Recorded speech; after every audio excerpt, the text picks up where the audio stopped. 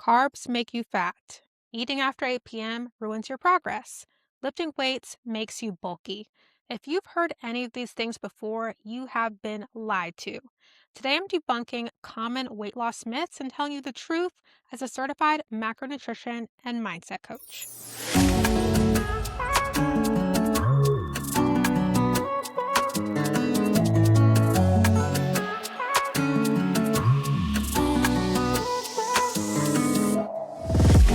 Welcome to the Fit and Fulfilled Show. If you're a busy professional woman who wants to finally prioritize your health and happiness, this is the place to be. I'm your host, Soraya Russell, certified macronutrition coach, mindset coach, and lifestyle transformation coach. And each week, I share practical strategies to help you build sustainable habits, boost your energy, become obsessed with what you see when you look in the mirror, and feel confident and strong in your body, all without feeling stressed, burned out, or guilty. Let's dive in. So, when I first started my weight loss journey, I heard so many myths that I needed to take an appetite suppressant, that I needed to cut carbs, that sweets were bad, all these different things. And so, once I actually got certified in fitness and nutrition, I learned the actual science behind how weight loss works and how to become healthy that don't require any of these crazy strict rules. So, I'm going to break down the most common myths I've heard and also hear from current clients and tell you the truth so that you know what to listen to and what's total garbage, to be honest. So, myth number one is the blood type diet, which claims that you should be eating based on your blood type for optimal health and weight loss. It says that type O should eat lots of meat, type A should be vegetarian, type B can eat dairy, and type AB should combine approaches. And the diet claims that eating the wrong foods for your blood type can cause inflammation, weight gain, and health problems. So, here's why this is a complete myth. Number one is because there's no scientific evidence that links your blood type to specific approaches that work for weight loss. There's literally no scientific evidence that proves it to be true. And the theory is based on observations, not research. So someone observed that, oh, this person is type O, and they also seem to process dairy or whatever it is better than someone who's type A who processes this better. Those are observations, but correlation does not equal causation. Just because that this person who's type A tends to process dairy better doesn't mean that everyone who's type A is going to process dairy better. And the truth is, anyone who's actually lost weight with a blood type diet lost it because they were in a calorie deficit, not because they were eating based on their blood type. There are several studies where people said, hey, I did the blood type diet, I lost weight. But when researchers looked into it, the person was eating in a calorie deficit. They were also eating based on their blood type, but all of them had one thing in common. They were in a calorie deficit, and that's what led to them losing weight. Another thing is the blood type diet is extremely restrictive for no reason. Like, you don't have to cut out dairy, meat, whatever these things are just to lose weight based on your blood type. If you just eat in a calorie deficit, you will lose weight. Now, if you have other health conditions like PCOS, hypothyroidism, menopause, then maybe there's certain things you want to prioritize over others, but your blood type alone does not determine what you should and should not eat. So it's a no-go for me on the blood type diet. It's a complete myth. There's no solid evidence to say that it works for weight loss. Myth number two, which is very straightforward, carbs make you fat. This is completely false, and let me explain why. Excess calories cause weight gain, not carbs. If you're eating excess calories and those calories are protein, you're going to gain weight. If you're eating excess calories and those calories are fat, you're going to gain weight. If they're carbs, you're going to gain weight. Carbs are actually your body's primary source of energy. They give you fuel for your workouts, for your walking, your brain fuel for getting things done. They are necessary and helpful in your everyday life. Now, if you feel like carbs are the problem, maybe you're eating a lot of sugar. You're eating a lot of simple carbs, things that are causing you to crash a lot during the day. But the carbs are not the problem. It might be that you're eating a lot of carbs that are not super nutrient dense, so they're not making you feel good. But those things are still fine in moderation. It's just that they might be the majority of the carbs or the majority of the calories you're eating. And even that is not going to make you gain weight. It may not make you feel the best if you're just eating a bunch of candy all day, but carbs alone don't cause weight gain. It's how many calories you're eating. Also, studies show that low carb is really not superior for weight loss because what happens is when you go low carb, because carbs are a source of energy, you then don't have any energy. And when you don't have any energy, you're going to be more irritable, more annoyed, have more cravings, and so you're going to end up binging on carbs anyway. So going low carb is not really a long-term solution when it comes to weight loss. The carbs make you fat myth really comes from the thought of eating a lot of processed carbs. So a lot of chips, candy, cookies, things like that. Those things alone still don't make you fat, but what happens is a lot of these foods have a lot of calories in them that you don't realize. So, for example, Sour Patch Kids, like a friend of mine was eating some Sour Patch Kids, and basically on the label it said 100 calories per serving, but the serving size was 5 gummies. So my friend, and we were talking about this because we were talking about portion sizes, she loves Sour Patch Kids. And so she was talking about it, and she was like, because this label says 100 calories, a lot of people might think, oh, that's not bad. I'm going to have the Sour Patch Kids. But most people I know, if they get a pack of Sour Patch Kids, they're not having 5. They're having probably the whole pack. So really that ends up being like 500 calories. 500 calories is not alone going to put you over your calorie maintenance for the day. But if you're having those gummies and 3 meals and other snacks, then you're overeating because you had a small pack of gummies that are way more calories than you think. So when you're having a lot of processed carbs, they're just usually going to be higher in calories, which when you add in the other meals that you're having, will a lot of times put you over your calories for the day. So the carbs themselves are not making you fat. A lot of times it's that they are higher in calorie processed carbs, and you may be having them more frequently than you probably should. So the truth is carbs don't make you fat. It's over consuming calories that does and eating a lot of over processed carbs that do. So instead I want you to focus on having 80% of your carbs come from whole sources. So whole wheat bread, whole wheat pasta, quinoa, couscous, fruits and vegetables are also carbs, things like that. Then 20% can be the chips, the cookies, the candy, or whatever. But when 80% are coming from whole foods, they're more nutrient dense, they're lower in calories, and so it's less likely for you to overconsume overall calories. But carbs are not the enemy. They give you lots of energy, they are great for your body, and they're important for overall health. So I'm not a fan of the low carb diet, not a good thing to do long term or short term. Myth number 3 is eating late at night after 8 p.m. causes weight gain, and you should stop eating at 6 or 7 p.m. for optimal results because your metabolism shuts down at night. This is a myth. So here's a great way to think about it. I work with a lot of nurses, and some of them work night shift. So if you're telling me you shouldn't eat after 7 p.m., say we take a nurse who starts work at 8 p.m., she works 8 p.m. to 8 a.m. You're telling me she should not eat for her entire shift, her entire 12-hour shift. That doesn't make sense. So when people say you shouldn't eat after this time, I more so want you to flip the script and stop putting rigid rules on things. Instead, say what makes sense for my specific schedule. So I typically recommend that you shouldn't eat within 1 to 2 hours of going to sleep simply because food is a source of energy. If you're going to sleep, you don't need energy because you're asleep. And so that's why I say about 1 to 2 hours before bed, you want to stop eating because you're only going to be awake for a couple more hours. You're not going to need energy while you're sleeping. So that's not a rigid stop eating at 6 or 7 p.m. rule. That's more so I have clients who go to bed at 11 p.m. I have clients who go to bed at 9 p.m. So about 1 to 2 hours before that time, they have their last meal or snack of the night. But it's not from this restrictive mentality that I can't eat at night. It's more so like, hey, food is fuel. I've fueled myself for the day, and now I'm transitioning to bedtime. And so I'm going to stop eating my last snack or meal about 1 to 2 hours before bed. And it's also not really about eating at night. It's about what I see people consuming later in the evening. So typically, it's better to consume things like protein and fats later in the evenings versus a lot of carbs. And the reason is carbs are more so your body's source of energy. And once again, if you're about to go to bed, you don't need energy, right? So protein, for example, is really helpful for muscle recovery. And so that's something good to have before bed to help your muscles recover if you're working out. And so what I see a lot of people doing at night is mindlessly snacking. And a lot of times that's because they are hungry from not eating all day or they're emotionally eating. So that's a different issue than the whole, oh, stop eating after 6 or 7 p.m. So if you find yourself eating a lot at night, you got to ask yourself, am I eating enough during the day? Is that the problem? Am I emotionally eating? But there's not a strict cutoff time for eating. It's just about an hour or two before bed, simply because your body doesn't need as much food when you're about to go to sleep and shut down for the evening. Next myth, intermittent fasting is necessary / the best way to lose weight. You must restrict your eating to a specific eating window like 16:8 or 18:6 to lose weight effectively. Intermittent fasting boosts your metabolism, increases fat burning, and is basically the best way to lose weight.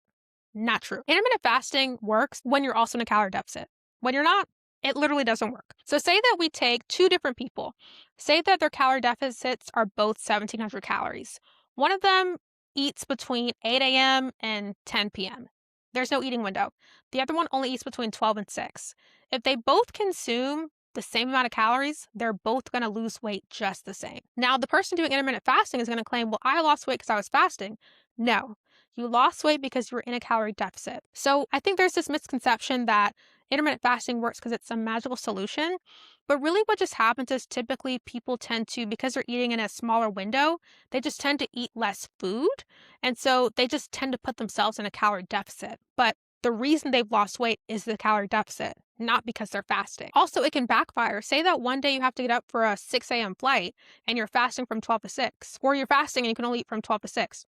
That means you get up at, say, 4 a.m. and you can't eat till 12. Are you kidding me? I would be so hangry, might even miss my flight. So it's just not realistic for real life because you're not always going to, wake up and go to bed at the same hours. And if you're up at 4 a.m., you need to eat something. Like waiting till 12 you're going to go crazy. And so that's why I'm not a big fan of intermittent fasting for everyone, because it just gives you these strict rules you have to follow when really you just need to be in a calorie deficit. Number 5 is the thought that you can spot reduce fat. You can target specific areas by doing things like crunches, leg exercises. That'll help you burn fat in those areas. This is completely false. Your body naturally decides where fat comes off of first. So I tell clients all the time, we have some clients who just lose weight evenly on their body. So like if they lose 5 pounds, you can see it evenly in their arms, stomach, and legs. We have some clients that lose 5 pounds and you'll see more of it in their stomach and less in their arms and legs. All these clients are still losing weight, but sometimes it's faster in some areas more than others. You cannot change that by doing certain exercises. And something like, I think a good example is, I have abs. I've had abs for years now. I don't do ab workouts, ever. I just do regular strength training like squats, deadlifts, upper body exercises, because those exercises also work my abs too. Like a squat also works your abs. Lunges also work your abs. A lot of regular strength training compound movements also work your abs. And so with that, the reason I have abs is number 1, I ate in a calorie deficit and lost weight. So I lost fat in my stomach over time. And so you can start seeing my abs. And number 2, I do workouts that also work my abs. But here's the thing. If I did ab workouts or workouts in general, but I did not eat in a calorie deficit to lose weight, my abs would be very strong, but you wouldn't see them because the fat would not be disappearing.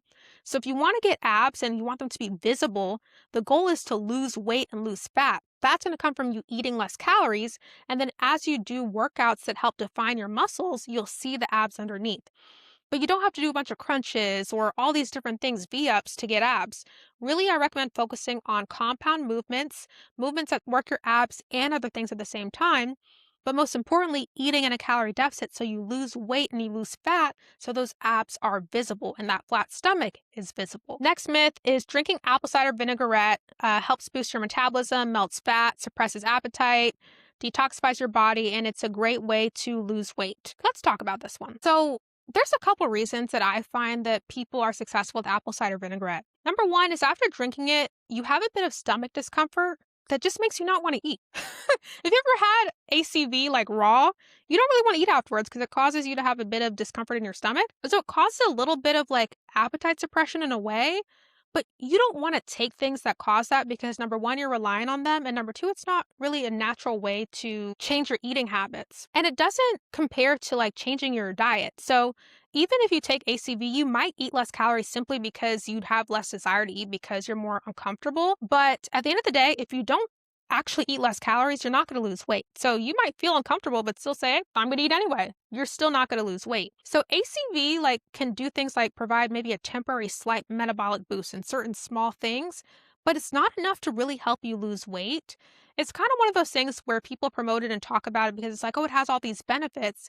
And it does have some benefits, but it alone will not help you lose weight. The only way to do that is to be eating in a calorie deficit. So just don't waste your money on something that's not necessary. That's kind of my thoughts on the ACV thing. Next myth is lemon water boosts your metabolism. Drinking it in the morning can help detoxify your body. So a lot of people talk about like lemon water and certain drinks as a way to detoxify. Your body naturally detoxifies itself. You don't need to drink any sort of crazy concoction in order to do that.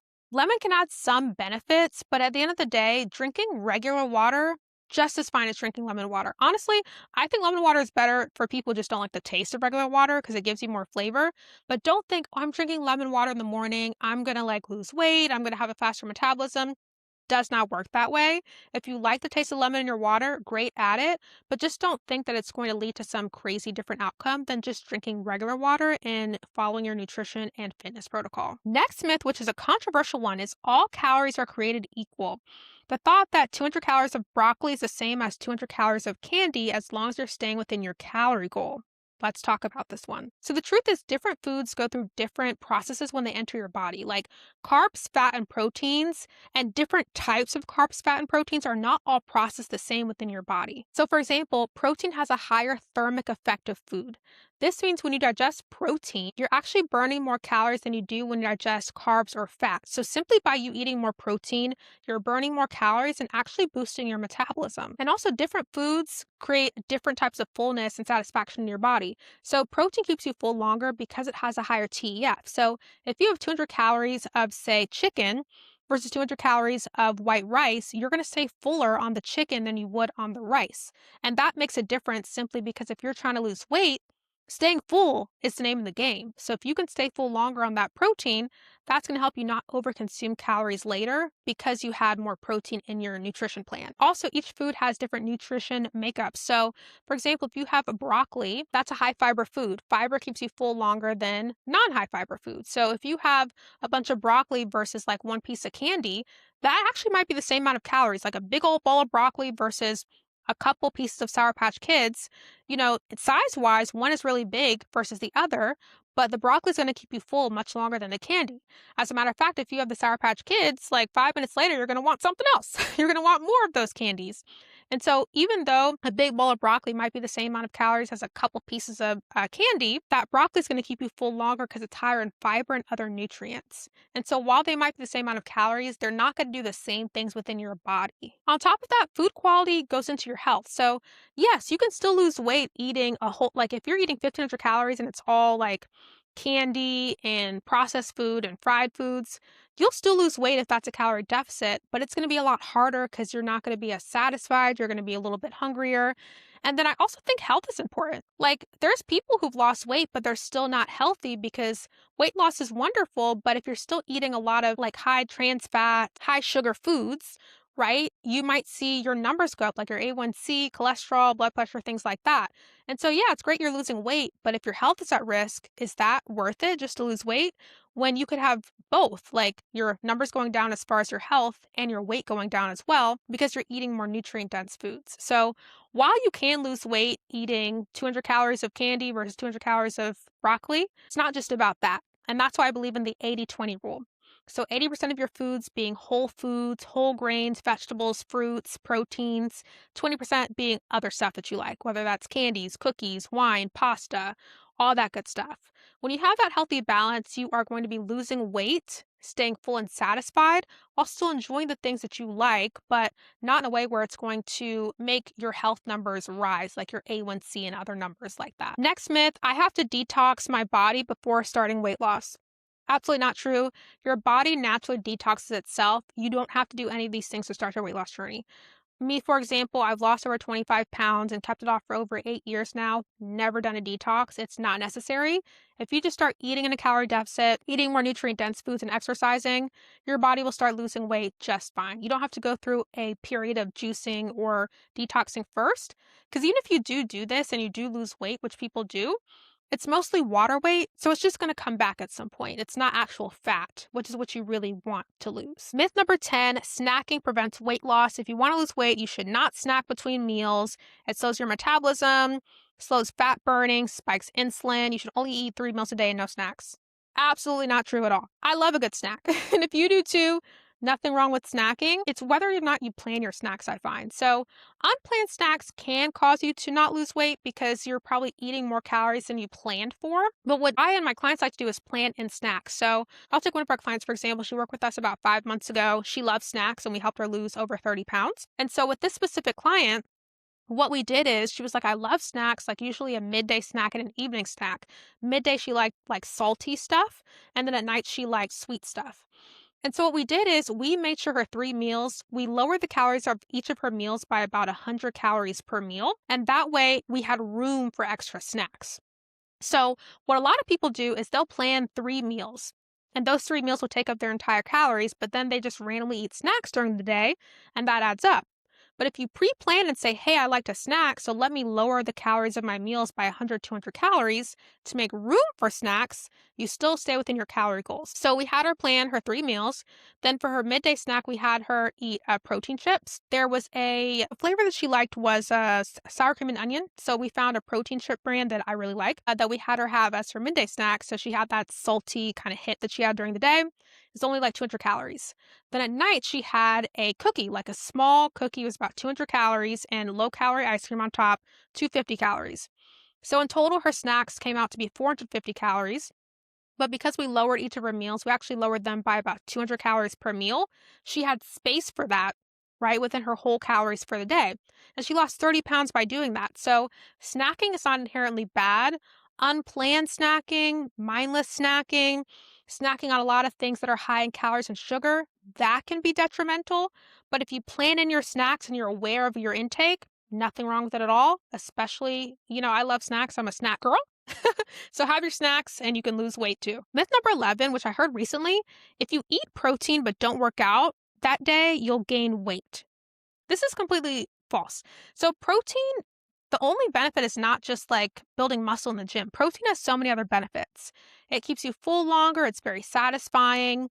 It's important for your metabolism. So protein is important whether or not you're working out. Like our clients who don't even lift weights still consume protein every single day. So you have to stop thinking protein as something that's only going to be helpful if you're lifting weights at the gym, and think about it as something that's going to help you with your metabolism, help you stay full longer, help you be more satisfied from your meals. And when you see it that way, you won't have this fear that, oh, I'm not working out today, so I shouldn't eat protein. You should be consuming protein every single day. Myth number 12, going vegetarian automatically leads to weight loss. Absolutely not. You don't have to go vegetarian or vegan to lose weight. Now, a couple things I want to share with this. So we actually had a client, one of the first clients I ever worked with, and now is a coach in our coaching program. She's phenomenal. All our clients rave about her. When she came to work with me, she was like, hey, Soraya, I want to transition to vegetarianism. And I asked her, is this because you think it's the fastest way to lose weight, or is it because you genuinely want to be vegetarian for your own personal reasons? She told me it was for personal reasons. I was like, great, then let's do it. So she's been vegetarian up until this day. This is like 7 years ago. And so if you want to be vegetarian for personal, ethical reasons, religious reasons, it's fine, but you do not have to go vegetarian for weight loss, and it's not going to help you lose weight faster. Losing weight comes down to being in a calorie deficit. You can be in one whether you're vegan, vegetarian, pescatarian, or a meat eater. So I had another client recently who's like, yeah, I'm going to join your program and I want to like do vegan in your program. And I was like, okay, do you like meat? She's like, yes. I was like, do you want to eat meat? She's like, yes. But I feel like because of my health, I should go vegetarian. And I was like, that's not true. Maybe we should be doing less red meat, less like really fatty meat, but you can still have meat and you can still have all these different protein sources. So if you like to eat meat or whatever it is, you don't need to go vegetarian or vegan to see results or even improve your health. If you just want to do it for personal reasons, then that's fine. But vegetarianism is not going to help you lose weight faster. I can guarantee it. I know vegetarians who are overweight. I know vegetarians who are at their goal weight. I know vegetarians who are underweight. It's really about calorie intake. Myth number 13, lifting weights makes women bulky. Absolutely not. So, and I think this misconception comes because you might have seen women who do lift weights who to you are bulky. I'll be honest with you. Those women, if they're bulky to you or whatever that look is to you, they probably purposely did that. What I mean by that is in order for a woman to get really bulky, you got to be doing it on purpose. Meaning you have to purposely be eating a lot of calories, purposely be lifting crazy weights on a really regular basis to get bulky. Most women I know aren't doing that. Like just lifting weights 3 to 4 times per week at moderate weights, you're not going to get bulky, I promise you. Lifting weights is actually the key to you getting the body that you want. If you like or want to have a perky like bubble butt, your butt is a muscle. So if you want it to be perky, you got to lift weights and work the muscle. You want to have the lean toned arms, your arms are a muscle. In order to tone them up, toning simply means building muscle. That requires lifting weights. So if you're worried about becoming bulky, you don't need to have that concern. I guarantee you, like you would not do that with the workout routine that you had. Like, you would literally have to try so hard to get bulky. I promise you. So lifting weights does not make women bulky. Lifting weights is great for overall health, mobility, strength, toning, having the bubble butt, the hourglass figure. If you just lift weights 3 to 4 times per week, moderate weights, which is what most people do, you're going to love the way you look and you're not going to feel like you look bulky. Myth number 14, breakfast is the most important meal of the day for weight loss, and you must eat breakfast to jumpstart your metabolism and lose weight. This is actually not completely true. So the reason breakfast is said to be important is because if you don't eat it, you're going to be hungry. You're going to make like not the best choices. Having protein first thing in the day is important. So I have some clients who start their day with lunch, and that might be because they wake up later or they just don't like breakfast food. So I do believe that you should eat within 2 hours of waking up simply to make sure you're getting in your protein first thing in the day and make sure for whatever your next meal is, you're not starving. So that's why I believe it's important. But the thought of breakfast being the most important meal, I don't like that because it makes you feel like other meals are not important, and all meals are. So I would not agree with that statement. Really, it comes down to eating the right amount of calories in a day. So while it is good to make sure you're eating something within the first 2 hours you're waking up, if you start eating at 12 p.m. and you woke up at 9 and then you stop eating at 6 or 8 p.m. and you're still getting in your calories, it's okay. So it's not necessary to eat like breakfast or first thing in the morning. But overall, I do find it helps because if not, a lot of times women get really hungry and then they don't make the best decisions. But I do believe all your meals are just as important. So those are the most common myths that I find that women bring to me or ask or mention. If there's any others that you want me to debunk, definitely comment them below. I would love to see what else is out there on the internet that people are talking about or something that I missed. But all in all, I hope you found this episode helpful, and I hope you walked away with the truth around some of the things you've probably seen swirling around on the internet. And if you did find it helpful, then I ask that you please subscribe and share this with a friend that you think would find it helpful so they can benefit from this information as well. And if you want to lose 20 to 50 pounds without cutting out your favorite foods or doing crazy, overwhelming workouts, then I invite you to apply for our coaching program, the Fit and Fulfilled Academy. This is where we help busy professional women like you by providing the guidance, coaching, and support to lose weight and keep it off once and for all through nutrition, fitness, and mindset work. All the details are down below. Next week, we're diving into a brand new topic that you're not going to want to miss. But until then, remember, you deserve to feel as confident in your body as you do in your career. Take care.